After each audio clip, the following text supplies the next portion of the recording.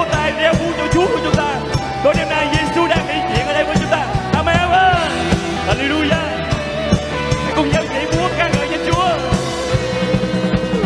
Hãy vỗ tay vui reo lên. Chúa chúng ta tin Giêsu. Hãy vỗ tay vui reo lên. Chúa chúng ta tin Giêsu. Amen. Hãy vỗ tay vui reo lên. Chúa chúng ta tin Giêsu. Hãy vỗ tay vui reo lên. Chúa chúng ta tin Giêsu. Vì Ngài trên ngôi vua đang trị, vì Ngài trên ngôi vua đang trị, Ngài đã phá tan, Ngài đã phá tan vua trần gian quyền tha thứ, Ngài đã thờ quyền tối tăm trong thời hoàng ca. Mọi quyền đăng chí cao chúng tôi hiển mình cùng Duy Chúa.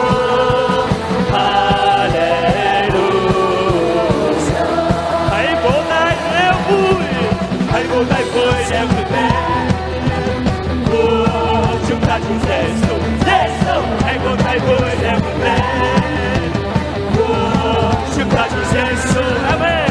Hãy vỗ tay vui reo lên. Vua chúng ta tin Giêsu. Hãy vỗ tay vui reo lên. Vua chúng ta tin Giêsu. Vì Ngài trên ngôi vua đang trị, vì Ngài trên ngôi vua đang trị, Ngài đã phá tan vua trần gian quyền tha thứ, Ngài đã thắng quyền tối tăm trong thời hoàng ca.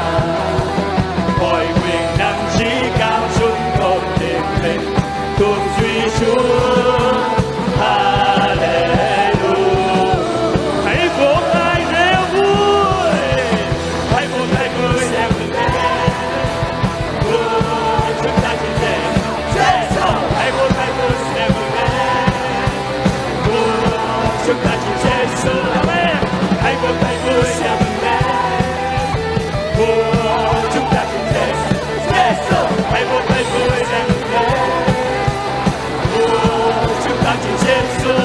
Vì Ngài trên ngôi vua đang trị, vì Ngài trên ngôi vua đang trị, Ngài đã phá tan, Ngài đã phá tan vua trần gian quyền tha thứ, Ngài đã thắng quyền tối tăm trong thời hoàng ca.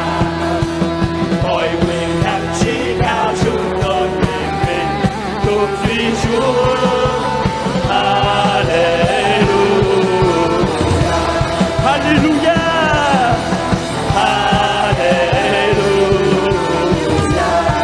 Hallelujah.